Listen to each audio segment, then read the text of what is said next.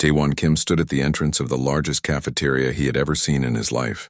The room stretched out before him like a massive dome filled with tables, chairs, and students that looked nothing like anything from Earth. His stomach growled loudly, reminding him that he hadn't eaten since boarding the shuttle that morning. He was the first human ever accepted to the Galactic Academy, a floating university station that orbited somewhere between 3 different solar systems. 22 years old, fresh from Seoul, and completely out of his depth. But Taewon had always been curious, and right now he was curious about what aliens ate for lunch. The cafeteria buzzed with strange sounds. Some students clicked and chirped. Others communicated through flashing lights on their bodies. A few didn't seem to make any sound at all, but somehow still talked to each other. Taewon walked forward, his human footsteps almost silent compared to the various shuffles, slithers, and floats happening around him.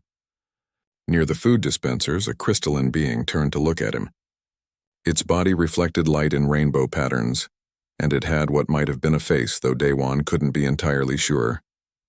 "You are the human," the crystal being said, its voice sounding like wind chimes. "I am Vrix. We share biochemistry class together." "Yeah, that's me," Taewon replied, grateful to recognize someone. "I'm trying to figure out how lunch works here." Vrix's body chimed with what might have been laughter.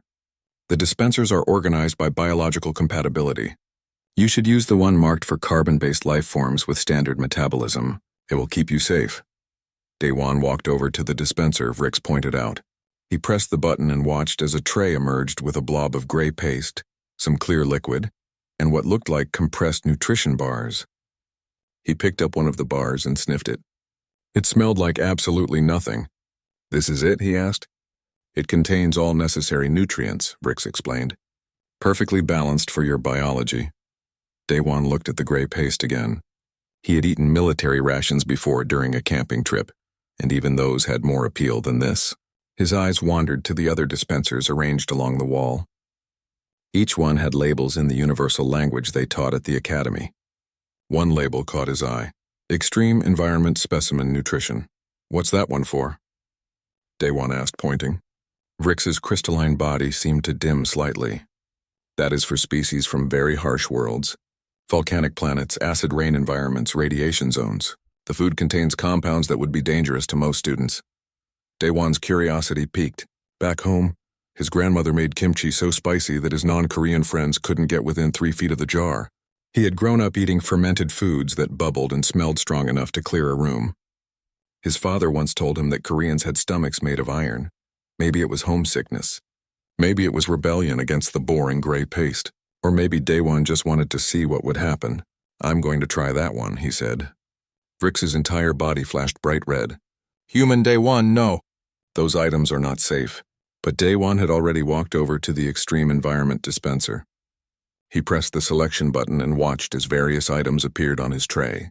A purple fruit that seemed to glow slightly. Dark red pods that looked like peppers. Some kind of pickled fungus in a small container. The smell hit him immediately, sharp and sour and intense. It reminded him of home. He carried his tray into the main seating area. The cafeteria had been busy and loud, but as Taewon walked past tables with his tray, conversations stopped. A student with tentacles froze mid-movement. A floating gas cloud changed from blue to shocked white. Somewhere across the room, someone dropped their eating utensil with a clatter. Taewon found an empty table and sat down. He picked up the purple glowing fruit first, examining it closely. The skin felt slightly warm to the touch. He could see his reflection in its shiny surface. Vrix slid over quickly, their crystalline form chiming urgently. "Please do not consume that. It is a fermented Vraxian plasma fruit. The acid content will burn through standard organic tissue." A professor with 4 arms rushed over, her insectoid face showing clear concern. "Student, step away from that food immediately." More students gathered around. Taewon recognized some from his orientation group. A gaseous being named Trem floated nearby, their colors shifting through worried purples and oranges. "That's Korthic pepper," someone shouted from another table. "It registers at over 2 million on the pain scale. The fungus contains cyanide compounds," another voice called out. Taewon looked at the growing crowd, then back at his tray. Everyone seemed genuinely concerned for his safety. It was kind of touching, actually. But he was really hungry, and this food smelled way better than the gray paste. He thought about his grandmother's kimchi again. about the fermented skate his uncle once dared him to try, about the raw crab marinated in soy sauce that his mother served at special dinners. Humans had been eating weird, dangerous-seeming food for thousands of years. I appreciate the concern, Daewon said calmly. But I'm going to eat this now. The four-armed professor, who he recognized as Professor Kellix from biochemistry, held up her hands. Human Daewon, I must insist that you stop. The liability alone. Daewon picked up the plasma fruit and took a bite. The fruit burst in his mouth with intense flavor. Sour. Definitely very sour, like biting into a lemon mixed with a lime mixed with vinegar, but also sweet underneath, with a taste similar to passion fruit. The texture was soft and juicy. He chewed thoughtfully while 30 different alien species watched in absolute horror. A student in the back screamed. Someone else fainted, though Daewon wasn't sure how he knew they had fainted since they didn't have a conventional body. It's pretty sour, Daewon said after swallowing. He reached into his jacket pocket and pulled out a small packet of gochugaru hot sauce that he had smuggled from Earth in his personal luggage. He tore it open and squeezed it onto the fruit. But it tastes kind of like passion fruit. Anyone want to try? The cafeteria erupted into chaos. Medical drones descended from ceiling compartments, their scanners beeping rapidly. Professor Kellix was speaking rapidly into a communication device, probably calling for emergency medical support. Trem had turned completely gray, which Daewon guessed meant extreme shock. Vrix had gone completely transparent. Daewon took another bite of the fruit with hot sauce. Actually, it was really good. The spice balanced out the sourness perfectly. Please remain still, a medical drone said in a monotone voice, running a scanner over his body. Checking vital signs. Checking digestive tract integrity. Checking cellular damage. Daewon sat patiently while the drone worked. He picked up one of the Korthik peppers and examined it. It looked almost exactly like a Korean gochu pepper, just darker red. All readings normal, the medical drone announced, sounding confused. No tissue damage detected, no acid burns, no toxin absorption. Subject appears completely healthy. Professor Kellix walked closer, all four of her eyes wide. That's impossible. The plasma fruit has a pH level of 1.2. It should have burned through your mouth and throat. Daewon shrugged. I once drank tomato juice with a pH of about 4 and lemon juice is around 2. Stomach acid is like 1.5 to 3.5. Maybe human biology is just different? The professor's antennae twitched with fascination. Human Daewon, would you be willing to participate in a research study? I need to understand how your digestive system functions. This could be revolutionary for xenobiology. Sure, Daewon said. Can I finish my lunch first? He picked up the Korthik pepper and bit into it. The spice hit immediately, strong and intense, making his eyes water slightly. It was definitely spicier than the gochugaru sauce. But he had eaten buldak fire noodles before, the ones that came with warnings on the package. He could handle this. The cafeteria watched in stunned silence as the human calmly ate his way through foods that could hospitalize most galactic species. Vrix slowly regained their color, shifting from transparent to a fascinated orange glow. Incredible, Professor Kellix whispered.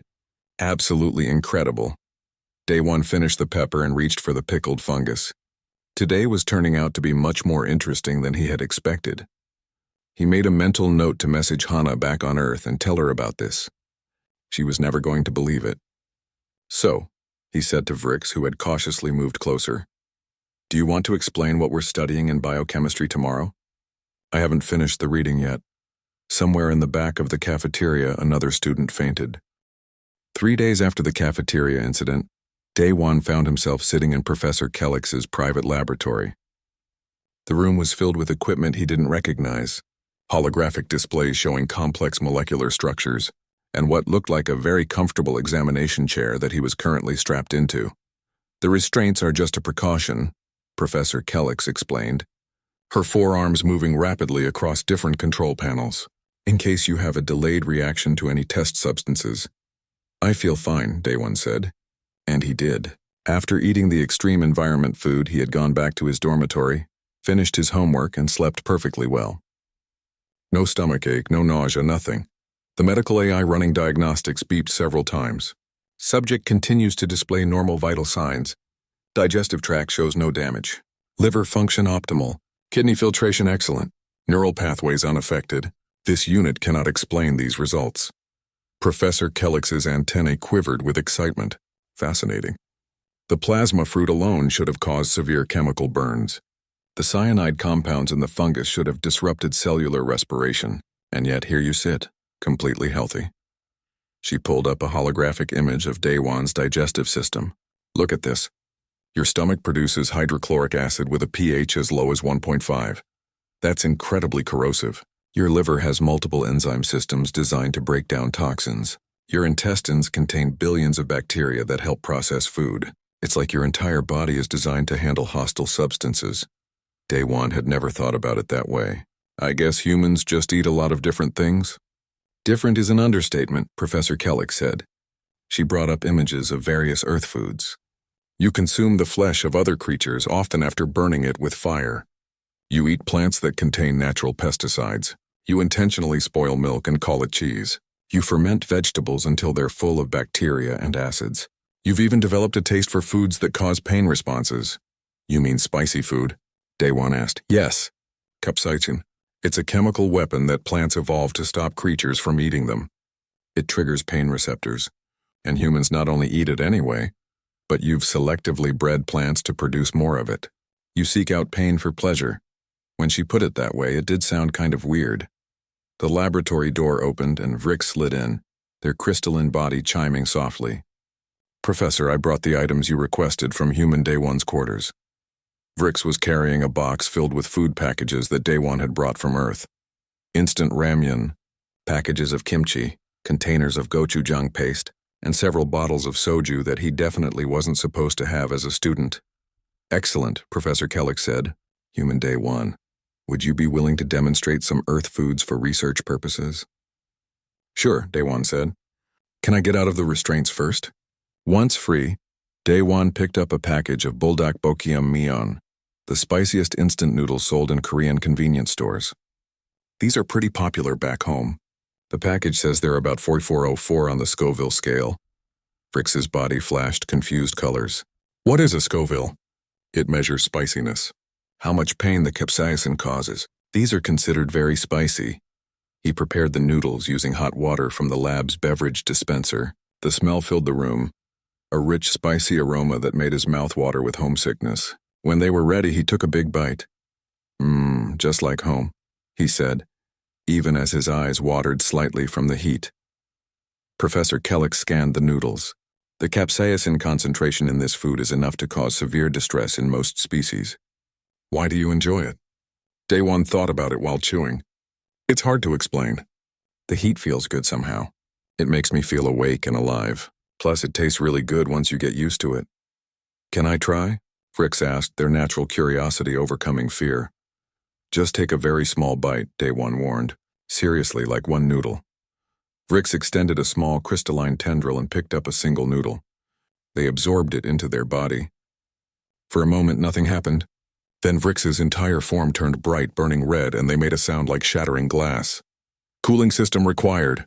Vrix's voice came out in distressed chimes.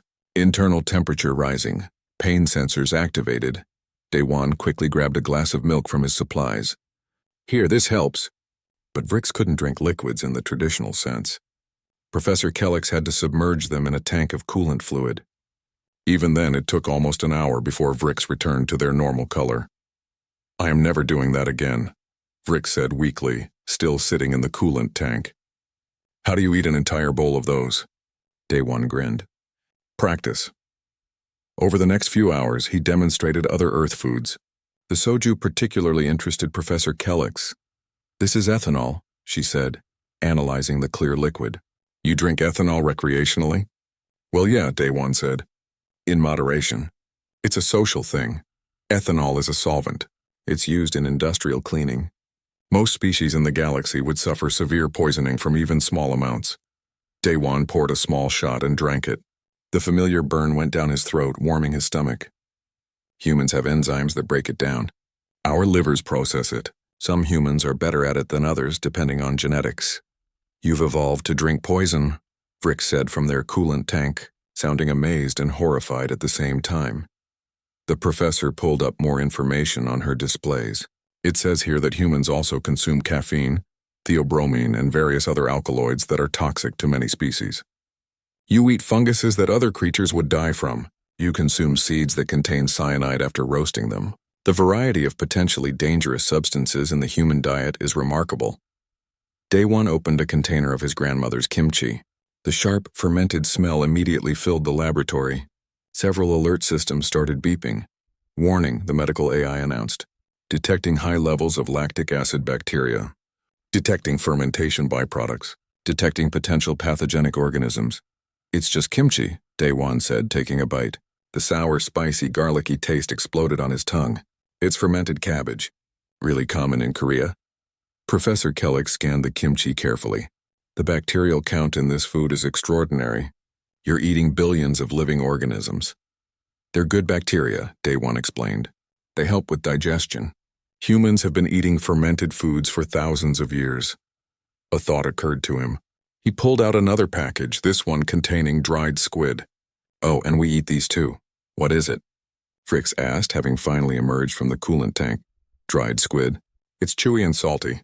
Good snack. Professor Kellick examined the squid. This creature lived in Earth's oceans?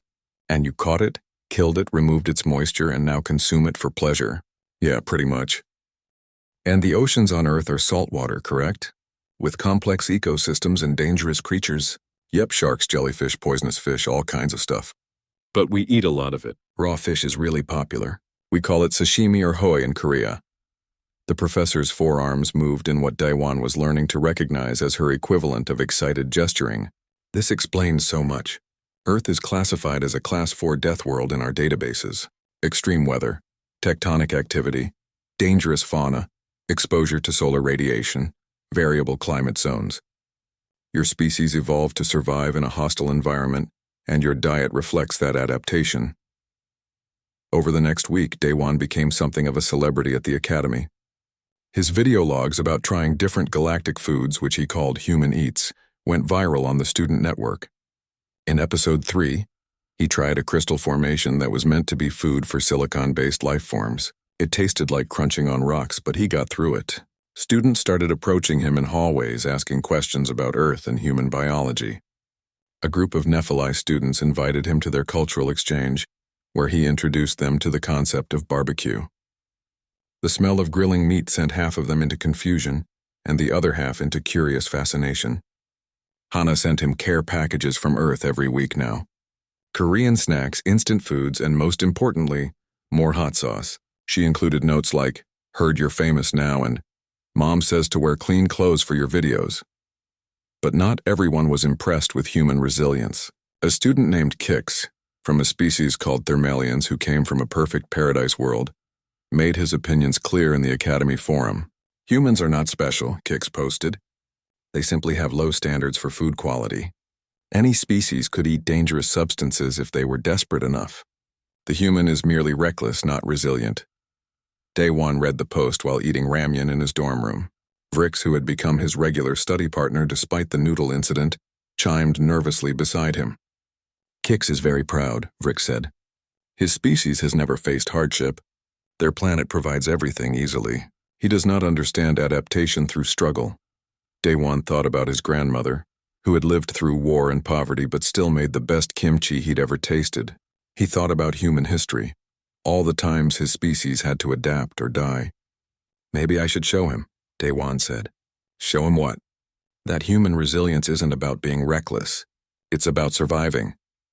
The next day, Kix found a message in his student inbox, a formal challenge from the human, to be judged by Academy professors. The challenge was simple. Both would sample foods from the harshest worlds in the galaxy. Whoever could consume the most would win. Daewon smiled as he hit send. His grandmother always said that actions spoke louder than words. It was time to show the galaxy what humans were really made of. The environmental simulation dome was packed with students. Word of the challenge had spread through the entire academy, and it seemed like every species wanted to watch. Floating cameras captured everything for the students who couldn't fit inside the massive space. Daewon stood on one side of a long table, trying to look more confident than he felt. Across from him stood Kix, a tall being with smooth, pearl-colored skin that seemed to glow with inner light. Thermalians were beautiful by most galactic standards, Evolved on a world where everything came easily and nothing ever threatened survival. Professor Kellogg stood between them, her forearms raised for attention. The rules are simple. We have gathered foods from 10 different extreme environment worlds. Both contestants will sample each food. A panel of 3 professors will monitor vital signs and determine if each contestant successfully consumed the item without medical intervention. Beside her stood Professor Yin, a floating energy being who taught physics, and Professor Thalos, whose species Day One couldn't pronounce but who taught environmental sciences. If either contestant requires medical assistance, they forfeit, Professor Kellogg continued. The challenge can be stopped at any time by either participant. Are both contestants ready? Yes, Kix said smoothly. Let's end this quickly. Day One nodded. Ready. Frick sat in the front row of spectators, their crystalline body reflecting nervous yellow lights. Next to them, Trem had turned a worried shade of purple. Other students whispered and chittered and flashed in their various forms of communication. The first item appeared on the table, brought out by a server drone. 2 small bowls of what looked like ice crystals, glowing with a pale blue light. Cryonian ice crystals, Professor Kellogg announced, from a planet where surface temperature averages minus 40 degrees Celsius. The crystals maintain their temperature even after removal from their environment. Kix picked up his bowl confidently and consumed the crystals quickly. His pearl skin flickered slightly but showed no other reaction. Daewon picked up his bowl. The cold radiated through the container. He thought about bingsu, the Korean shaved ice dessert his sister loved. He thought about eating ice cream in winter just because it tasted good. He tipped the bowl to his mouth. The cold hit his teeth and tongue like a hammer.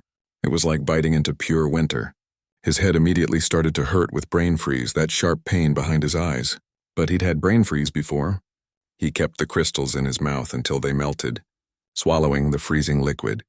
Both contestants successful, Professor Yin announced in their humming energy voice. Round 2 brought out plates of dark green ferns that smelled strongly of sulfur. Sulfuric ferns from Ventar Prime, Professor Thalos said.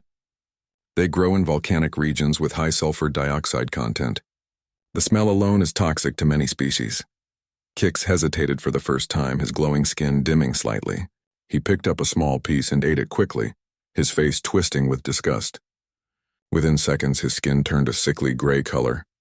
I require the neutralizer, Kix said, his voice strained. A medical drone immediately provided him with a liquid that he drank. His color slowly returned to normal.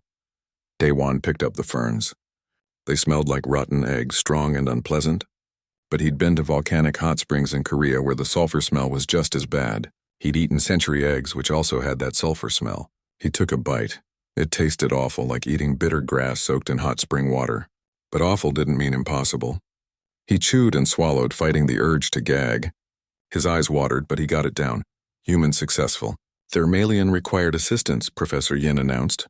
The crowd murmured. Kix's expression hardened. Round 3 was living magma beetles from Kix's own home planet. They glowed red hot, their shells radiating heat. These are a delicacy on Thermalus, Professor Kellogg explained. They maintain an internal temperature of 300 degrees Celsius. Kix smiled for the first time. This will end the challenge. No species besides Thermalians can consume living magma beetles. He picked one up with his bare hands, its glowing shell not affecting him at all, and ate it whole. The crunching sound echoed through the dome. Daewon looked at the beetle on his plate. It was literally glowing with heat. He could feel the warmth from a foot away. This was definitely the most dangerous thing he'd tried so far. But he thought about his father grilling samgyeopsal over charcoal, the meat sizzling and smoking. He thought about eating soup so hot it burned his tongue. He thought about every time someone said something was impossible for humans. He waited. The beetle gradually cooled from 300 degrees to about 100 degrees, which was still extremely hot but closer to the temperature of boiling water. He picked it up quickly with his chopsticks, which he always carried, and bit it in half. It burned. His mouth screamed at him that this was a terrible idea. The shell crunched and the insides were like eating molten jam, but he'd burned his mouth on hot food before. He chewed quickly and swallowed, then immediately ate the second half before he could think about it too much. His tongue felt like it was on fire. His throat hurt. But he'd done it. The crowd erupted in shock. How? Kix stared at him. That should have destroyed your mouth tissue. I waited for it to cool down a bit, Day One explained, his voice a little hoarse. And humans have pretty good heat tolerance in our mouths.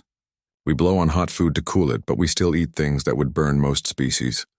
Professor Kellix was examining her scanner with all 4 eyes wide. The human's mouth tissue shows some minor irritation but no serious damage. Remarkable healing factor already activating. Both contestants successful, though the human showed better strategy. Kix's glowing skin flickered with what might have been anger or embarrassment. The challenges continued. Round 4 brought out ammonia-based kelp, which was highly alkaline. Day One remembered reading about lutefisk, a Scandinavian dish made with fish and lye. If humans could eat that, he could eat this. It tasted horrible, like soap mixed with ocean water, but he managed it. Kix struggled and needed another neutralizer. Round 5 was radiation-exposed grains from a planet near a pulsar. Both contestants wore protective gear while handling it, but consumption was still dangerous. This contains low levels of gamma radiation, Professor Thalos warned. Consumption is potentially mutagenic. Kix refused to continue. I forfeit this round. I will not risk my health for a pointless challenge. Day One thought about Brazil nuts, which naturally contained small amounts of radium. He thought about how humans had evolved under Earth's sun, developing DNA repair mechanisms to handle radiation damage. He took a small portion and ate it. The monitoring equipment showed a slight uptick in his cellular activity, but his body was already repairing any minor damage. Incredible, Professor Kellix whispered. By round 8, Kix was exhausted and had required medical intervention 4 times. Day One had successfully consumed everything, though some items had been extremely unpleasant. I admit defeat, Kix finally said. His glowing skin had dimmed considerably. The human's resilience is beyond my capability. The crowd made various sounds of surprise and in some cases respect. But Professor Yin held up a tendril of energy. If both contestants are willing, we would like to continue the remaining rounds for scientific purposes. This data is invaluable. Day One looked at Kix. The Thermalian looked exhausted but also, for the first time, curious rather than hostile. I will continue to observe, Kix said. But I will not consume anything further. That's fair, Day One said. Want to sit together? I can explain how I'm approaching each item. Kix seemed surprised by the offer. You would share your strategies with me? Why not? This isn't about proving you're weak. It's about showing what humans can do. No reason we can't be friends. They moved to the same side of the table. Round 9 brought out bioluminescent algae that glowed bright blue and contained natural fluorescent compounds. Day One explained that Earth's oceans had similar bioluminescent life, and that some cultures ate them. The light won't hurt me, he said. It's just chemistry. He consumed the algae, which tasted like salty ocean with a strange metallic aftertaste. Round 10 was the finale. Pressure-formed crystals from a deep-sea planet where the gravity was 3 times Earth's standard. The crystals were incredibly hard, designed to be eaten by species with much stronger jaws. These will shatter teeth, Professor Thalos warned. Perhaps we should skip this one. But Day One had an idea. What if I don't chew them? He placed a crystal in his mouth and just held it there, letting his saliva work on it. Human stomach acid was incredibly strong enough to dissolve many substances. He waited patiently and slowly. The crystal began to dissolve like a very hard candy. It took 20 minutes, but eventually, he swallowed the dissolved crystal. The dome erupted in applause, or the various species equivalents. Fricks flashed rainbow colors. Trem turned bright gold. Even some of the professors joined in. Kix stood and, in a gesture that his species used for respect, lowered his head slightly. I was wrong about humans. Your resilience is earned through adaptation, not recklessness. I have much to learn. We both do, Day One said, offering a handshake, which he had to explain was a human gesture of friendship. How about we write that research paper together? Human and Thermalian perspectives on food adaptation? Kix's skin brightened. I would like that. As the crowd dispersed, Professor Kellix approached with all 4 arms full of data pads. Human Day One, this data will revolutionize our understanding of adaptive biology. Your species' ability to consume such a wide variety of substances is unprecedented. Day One smiled. We're just survivors, Professor. Earth taught us to adapt or die. We chose to adapt. That night, his video log, I Ate Foods That Should Have Killed Me, Challenge Edition, became the most viewed content in Academy history. But more importantly, he'd made a friend and shown that human strength wasn't about being better than others. It was about surviving, adapting, and sharing what you learned. He sent a message to Hana, made friends with someone from a paradise planet, teaching him about Earth food. Send more kimchi. Her reply came quickly. You're making Korea proud. Also, Mom says stop eating weird things, but she's proud too. 2 weeks after the challenge, Daewon stood in the Academy's Grand Hall, watching as delivery drones carefully arranged tables and equipment. He had spent days planning this event with help from Hana back on Earth, and now it was finally happening. A full Korean cultural dining experience for the entire Academy. The Grand Hall had been transformed. Traditional Korean paper lanterns hung from the ceiling, though these were holographic projections since open flames weren't allowed on the station. Long tables were set up in a U-shape, with cooking stations in the middle. Daewon had even managed to get Korean music playing softly in the background. Bricks slid over, their crystalline body reflecting the colorful lanterns. Are you nervous? A little, Daewon admitted. I want everyone to experience real Korean food, not just the extreme stuff I've been eating for science. Kix approached from the other direction, his pearl skin glowing with friendly warmth now instead of the hostile coldness from their first meeting. I have been researching Earth cuisine. The variety is remarkable. Your species has developed thousands of distinct food cultures across one planet. That's what happens when you have different climates and regions, Daewon explained. Humans adapt to local ingredients. Korean food is just one style out of many. Students began arriving, curious and excited. Professor Kellix came with several other faculty members. Trem floated in, their gaseous form shifting through happy blues and greens. Even some students Daewon had never met showed up, having heard about the event through the Academy network. Daewon had set up different stations for different experience levels. The safe zone had mild foods that even nervous species could try. The adventure zone had more challenging items. And then there was the extreme corner for the brave. He started with the safe zone, explaining each dish as he presented it. This is bibimbap, he said, showing a large bowl filled with rice, vegetables, and a fried egg on top. It means mixed rice.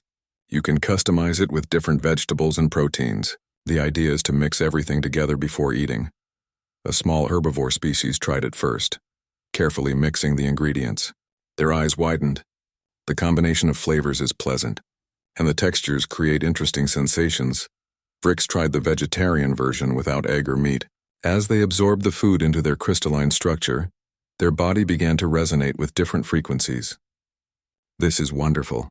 Each ingredient maintains its distinct molecular signature, but they harmonize together. The japchae, glass noodles with vegetables, was also a hit. The clear, slippery noodles fascinated species who had never encountered such a texture. But the real star of the safe zone was the Korean fried chicken. Daewon had worked for hours to get the coating just right, crispy and flavorful. He offered pieces with different sauce options: soy garlic, honey butter, and spicy. A floating energy being tried the soy garlic version by absorbing the molecular structure. They pulsed with joy. The combination of savory, sweet, and umami is extraordinary. Even Professor Kellix, who usually maintained professional composure, ate 3 pieces. The textural contrast between the crispy exterior and tender interior is remarkable. And the flavor profile is complex but balanced. Trem, who couldn't eat solid food, floated near the cooking stations where Daewon had set up an aroma diffuser. The gaseous being could experience food through scent molecules. They shifted through colors that Daewon had learned meant happiness and contentment. The aromatic compounds from your cooking are beautiful, Trem said. I can sense garlic, sesame oil, ginger, and so many other elements combining. As more students tried the food, Daewon moved to the adventure zone. This section included kimchi, which he had prepared himself with Hana's help via video call. This is fermented cabbage, he explained. It's sour, spicy, and full of beneficial bacteria. Korean people eat it with almost every meal. A brave Zillion student tried a small piece. Their antenna twitched rapidly. It's sour and spicy and actually quite good. The kimchi became surprisingly popular. Some students liked the regular version, while others preferred the fresher, less fermented type. Kix tried it and admitted it was interesting, though too sour for his taste. The tteokbokki, spicy rice cakes in red sauce, drew a crowd. The chewy texture of the rice cakes was unlike anything most species had encountered. It's like eating something that's both solid and not solid, a student with tentacles observed. Fascinating. But then Daewon unveiled the extreme corner and the grand hall fell silent. On a special refrigerated table sat several items that made even the brave students nervous. Raw crab marinated in soy sauce, fermented skate that smelled so strong Daewon had to keep it in a sealed container, and the item that caused the most shock, sanakji, live octopus. This is a traditional Korean dish, Daewon explained, opening the container with the small octopus. The octopus is cut into pieces while still alive, so the tentacles are still moving when you eat them. The grand hall erupted in shocked sounds. It's still moving. Someone shouted, "You can't eat that," another voice called out. Daewon smiled, remembering the cafeteria incident that had started everything. "Watch." He picked up a piece of the octopus with his chopsticks. The tentacle wriggled, its suction cup still active. He dipped it in sesame oil and brought it to his mouth. The suction cup stuck to his lips and tongue as he chewed, the texture soft and fresh. Half the students looked away. The other half couldn't stop watching. "The movement doesn't mean it's alive in a way that feels pain," Daewon explained after swallowing. "It's just nerve reactions. And it's delicious. The texture is amazing when it's this fresh." A Zillion student, perhaps emboldened by the kimchi success, stepped forward. "I want to try." "Are you sure?" Daewon asked. "I must understand this human tradition." Daewon prepared a piece, making sure to explain the technique of chewing carefully so the suction cups wouldn't stick too much in the throat. The Zillion took the piece with their feeding appendage and consumed it. For a moment, nothing happened. Then the Zillion's entire body began vibrating as the octopus's suction cups stuck to their internal feeding chamber. Their antennae pointed in all directions. Strange chirping sounds emerged from their vocal ports. "Help!" someone shouted. "Medical emergency!" But the Zillion held up an appendage. The vibrating slowed and stopped. They swallowed. That was the most intense dining experience of my life. The suction, the movement, the flavor. "I feel so alive." Several other brave students lined up to try it after that. Not everyone succeeded. One student had to spit it out when they panicked about the movement. Another managed to eat it but declared they would never do it again. But a few found they actually enjoyed the unique experience. The fermented skate, called honggeo, was even more challenging. The smell was incredibly strong, like ammonia mixed with ocean. "In Korea, this is considered a delicacy in certain regions," Daewon said. "It's an acquired taste even for humans. Only Kix was brave enough to try it." He took a small piece and immediately his glowing skin turned pale. This is the worst thing I have ever consumed." But he swallowed it anyway, refusing to quit. "However, I can appreciate that it is culturally significant."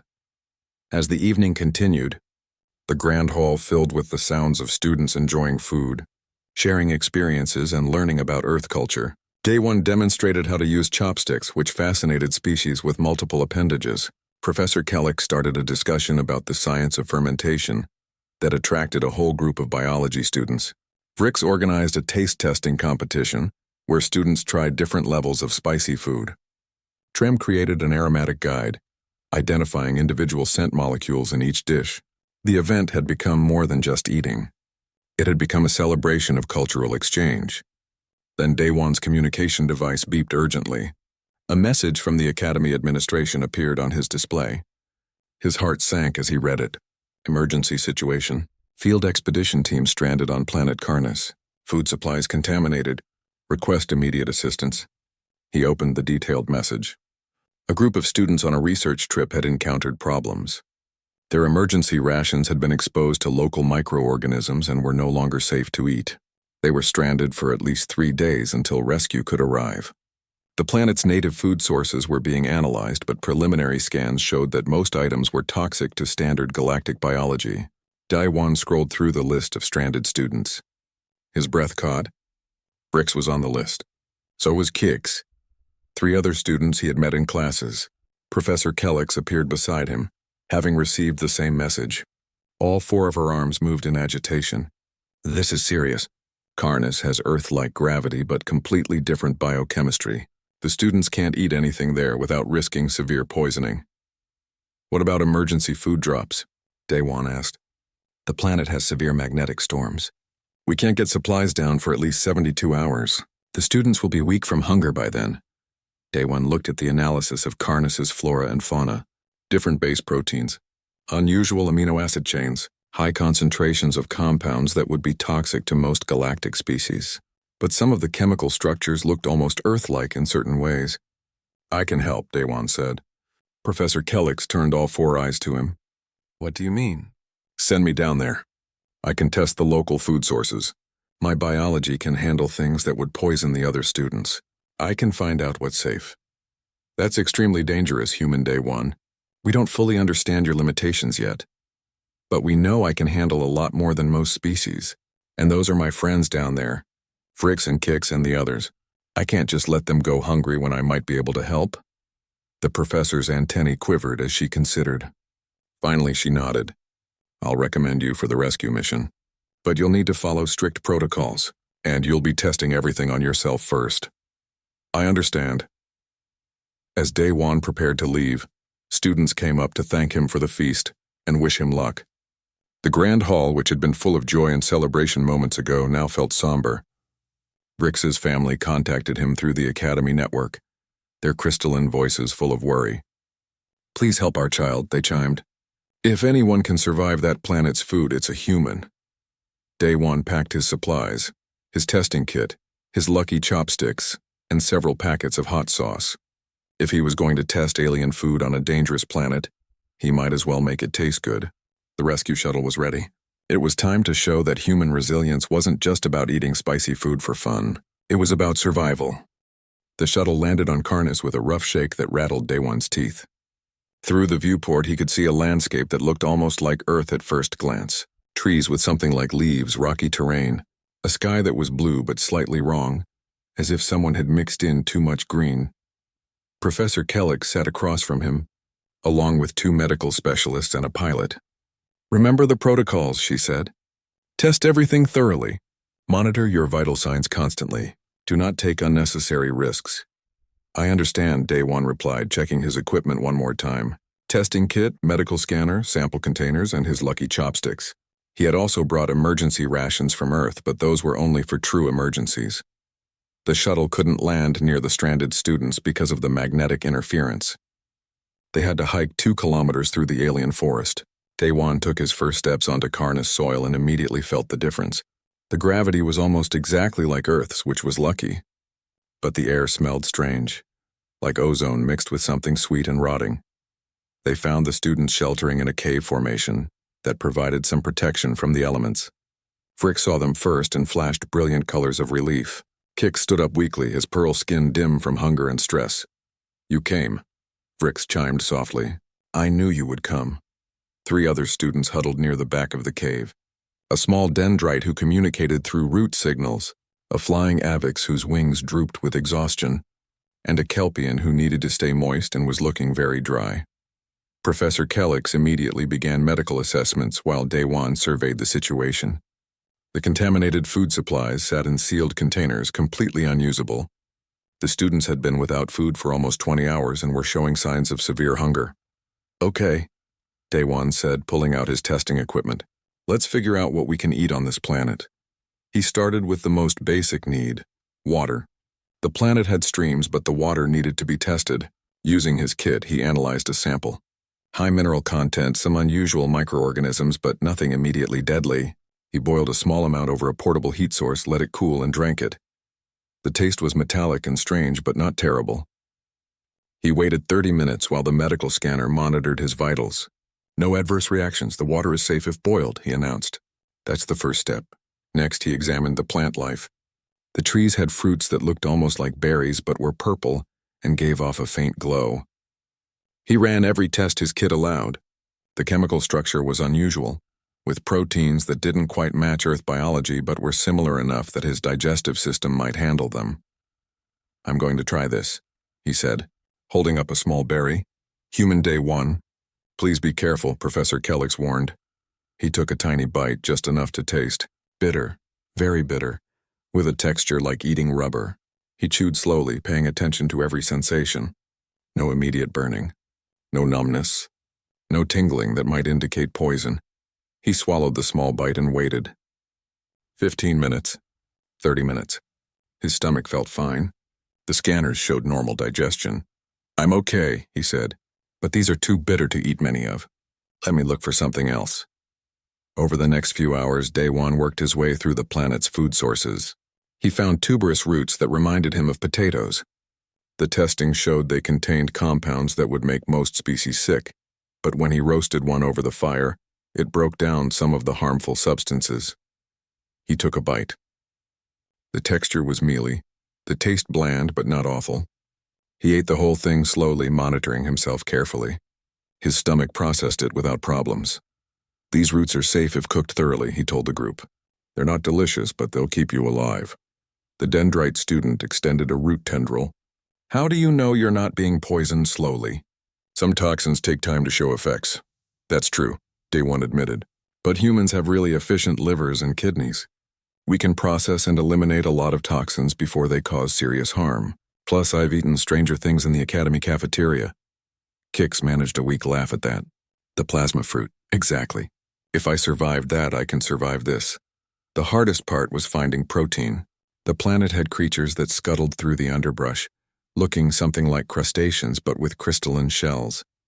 Daewon caught one after several attempts, examining it carefully.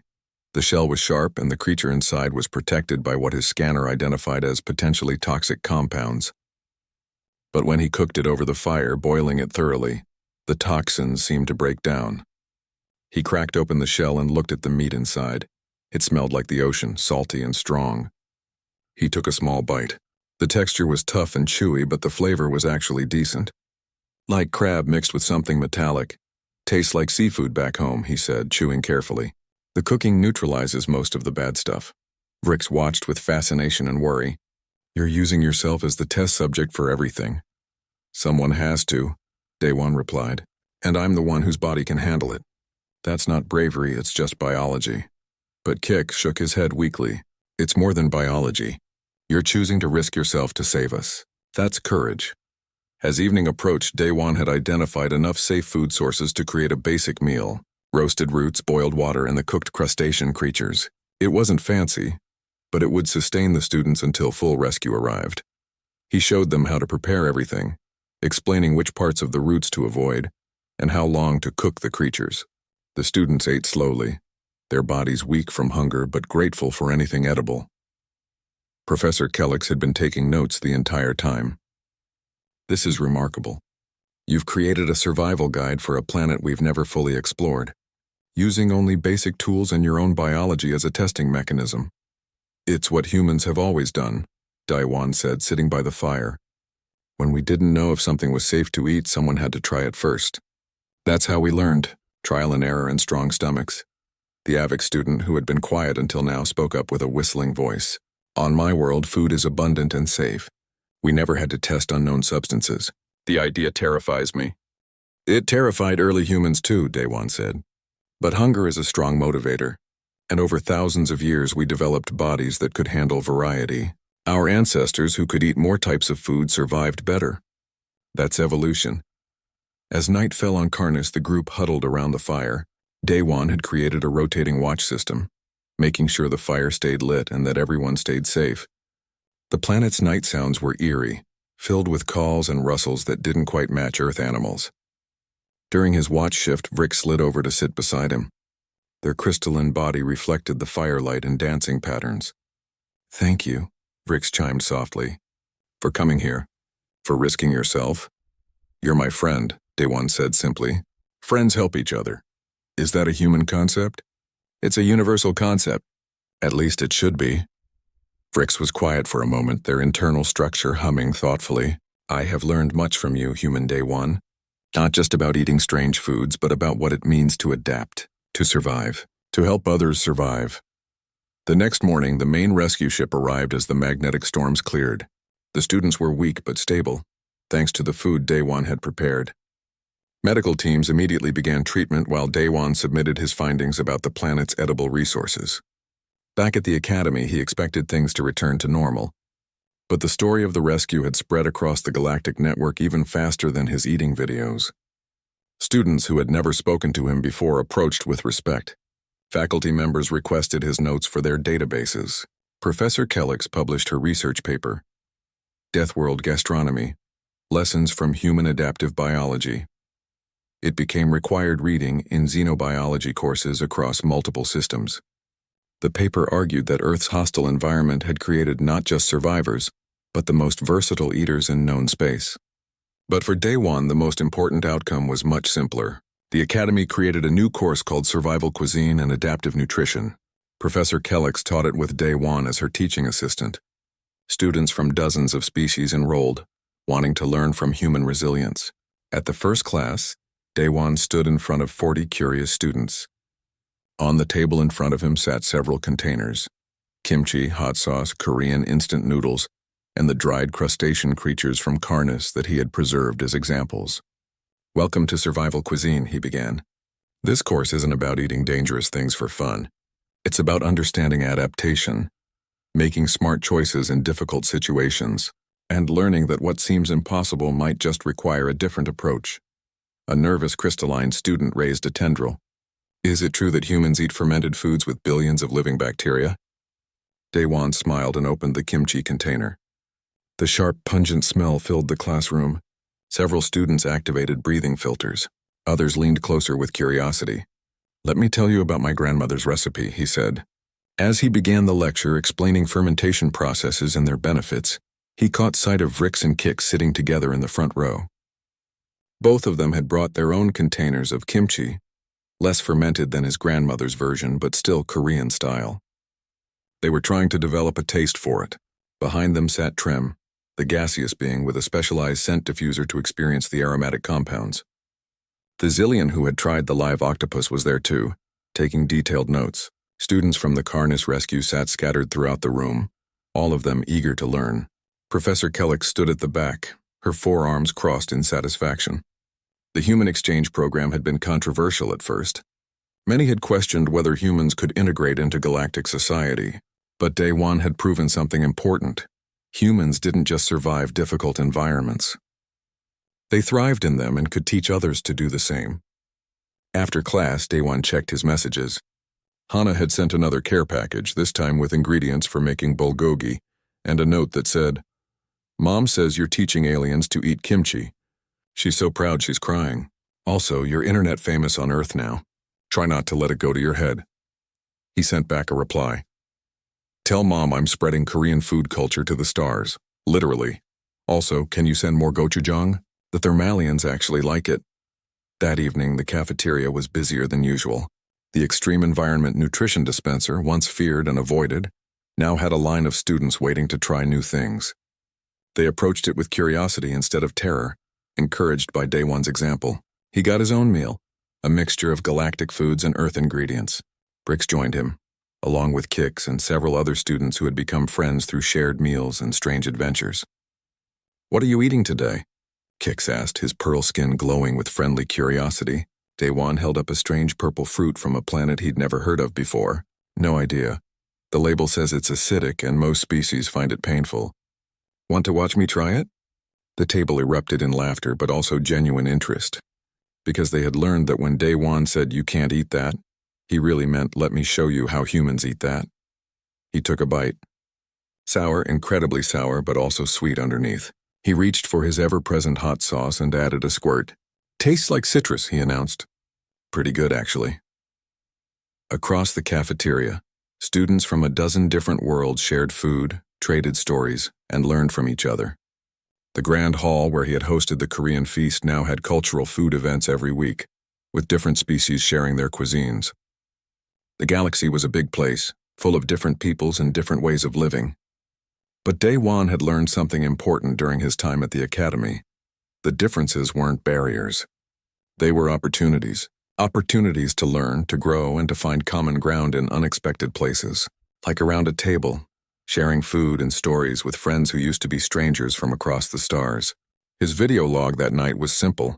Just him, sitting in his dorm room with a bowl of instant ramyeon and kimchi talking to the camera. "Episode 75 of Human Eats," he said. "Today I learned that the best part of eating isn't the food itself. It's the people you share it with. Whether they're human or crystalline or made of gas or glow in the dark, food brings us together. It shows us that we're all just trying to survive and thrive in this universe. And maybe, Just maybe we can help each other do it better. He took a bite of noodles, the spice making his eyes water slightly. So here's my advice, try new things. Be brave, help your friends, and always carry hot sauce. You never know when you'll need it. The camera clicked off. Outside his window, the stars of 3 different solar systems shone against the darkness of space.